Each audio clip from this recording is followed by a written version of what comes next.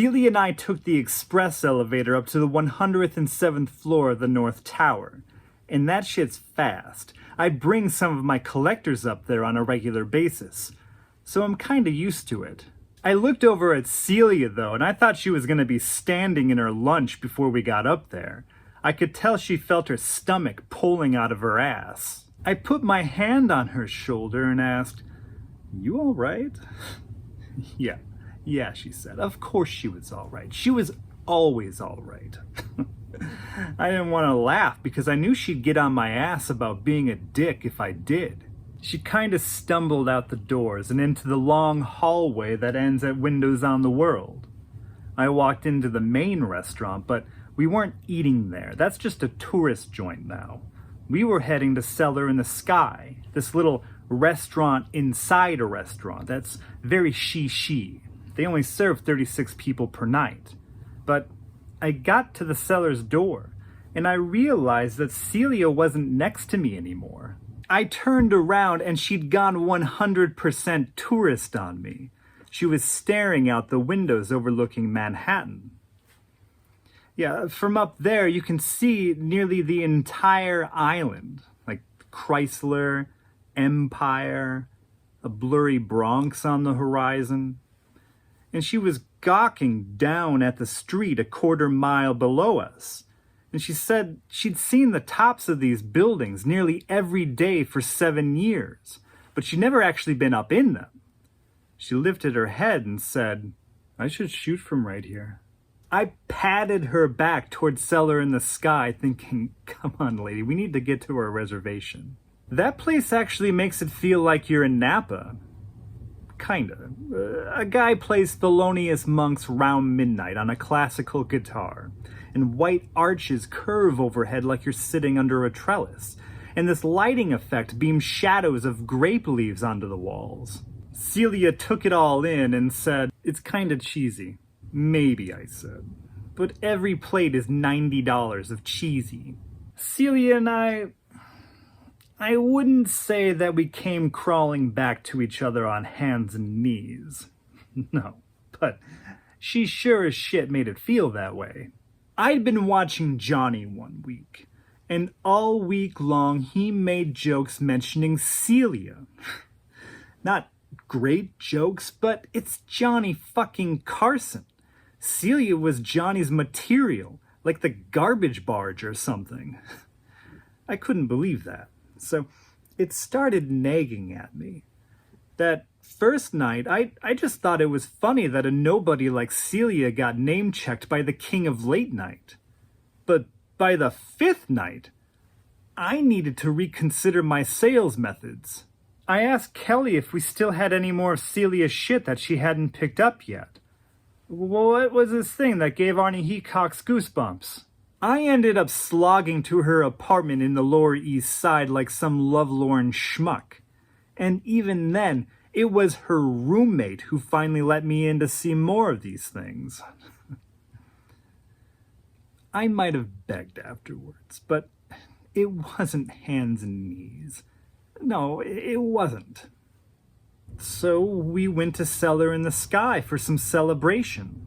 But we needed to discuss what she'd include in her first solo show with me. We needed to put something together fast before her 15 minutes were up. Oh, I know I talk shit about flavors of the month. Sometimes you gotta go with your gut too, though. Like, I hadn't seen the media talk so much about a new artist since Basquiat, or Keith Haring, or fucking Julian Schnabel. Woof. Thank God we still had Keith Haring around. But the fucking newspapers still weren't talking about Celia's art. They only focused on the controversies. It was like the New York Post wanted a cage match between Celia and Pat Robertson. See who'd win. Which way would the country go down? Heaven or hell? To be honest, I'd love to see Celia beat the shit out of Pat Robertson. At the restaurant, the waiter came by and poured 2 glasses of veuve for us. Perfect, it's a celebration. Right after we clinked glasses, the guitarist segued to The Man I Love, and the sommelier walked out of his little wine cave and started singing the damn lyrics. Someday he'll come along, yada yada yada. Celia started laughing, saying, "Oh my God, Patrick, where did you bring me? Is this a Disney ride? Epcot?" She thought the Little Mermaid was going to come out and flop onto the floor. And I told her that mermaid was the second course. She laughed and said mermaid was probably a delicacy for my collectors. I told her, "You'd be surprised. One of my wealthiest clients, every fucking day he eats a Spam sandwich with a giant dollop of mayonnaise spread over the meat slab. These Depression-era guys come from a different planet sometimes." The waiter poured a 1989 Grenache Chardonnay, but I don't think Celia ever picked up the glass. She was rapid fire. She said she had 4 films ready in the can, 7 if we included stuff she did in high school, but she said she wasn't sure if they'd be good enough. She said she wasn't some Francesca Woodman Wunderkind or whatever. But there were 4 newer films ready, and she was working on 1 or 2 others with her assistant. After narrowing down how many we'd show and which ones, she said we needed to figure out the best way to present them. They're all silent, so it didn't matter if they played in close proximity to each other. Sound wouldn't overlap. But she wanted heavy drapes to create long, dark, almost pitch black hallways leading up to each screen.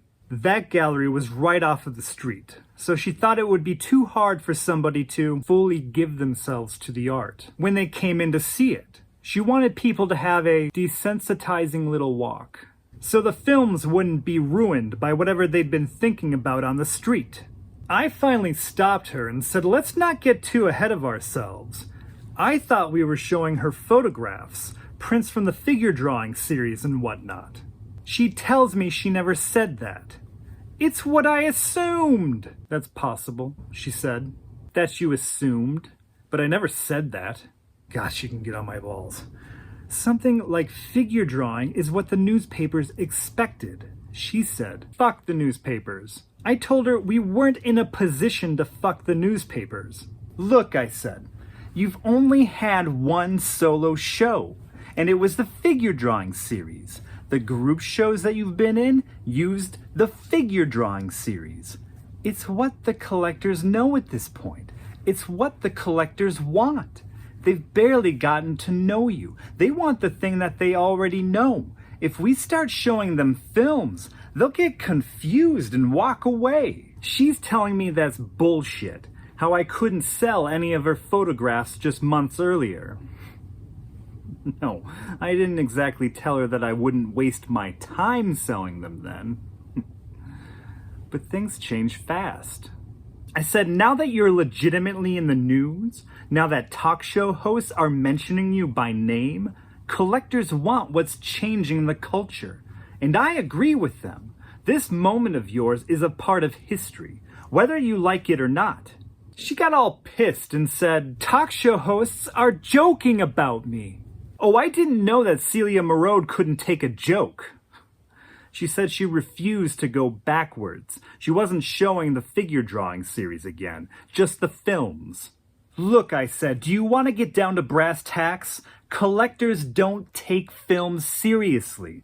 The big guns, the guys we really want to sell to, they aren't buying films. They don't even really want a photograph. They still want paintings and sculptures. Men's mediums," she called them.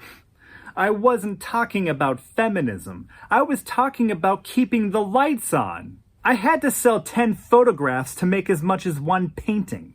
I didn't even know what kind of price to put on a film. The only reason that a collector ever bought a film was because he wanted to schmooze his way onto some museum's board by donating it to them. So she said, "Then let's find those guys. Just work with those assholes." At some point, I said I didn't know if we could do the show anymore. She said she was okay walking. I didn't know who was bluffing more. So fine, whatever. 2 films, I said. And she said just the films. I said I was holding out at 2 films. Nobody does just films. So she stopped to think. We didn't even notice the third course sitting between us. Then she said, "Okay, you say that films won't sell for as much? If it's the money you care about, you should take a bigger cut." The gallery already did a 50-50 split for each piece sold. It was the normal contract for every artist at every gallery. Very few artists got better cuts than that simply because if it wasn't for the galleries, the artists would never sell to the best, wealthiest clients. Not many new artists complain when I sell their painting for 26 grand and they take home $13,000. How else could they make that much scratch for one painting? Hawking it in Central Park? Give me a break. Maybe she understood that. You know, it's her who said, "You should just take 75% of each sale. I just want to pay the rent and make more films. I'll be fine with 25%. I told her, "Don't be crazy." And I meant it. I think. "Then let's do all films," she insisted. I finished half a glass of wine in one gulp and decided, fine. Sure, I'll take 75%. You know, I still didn't know which one of us was going to get screwed by this deal.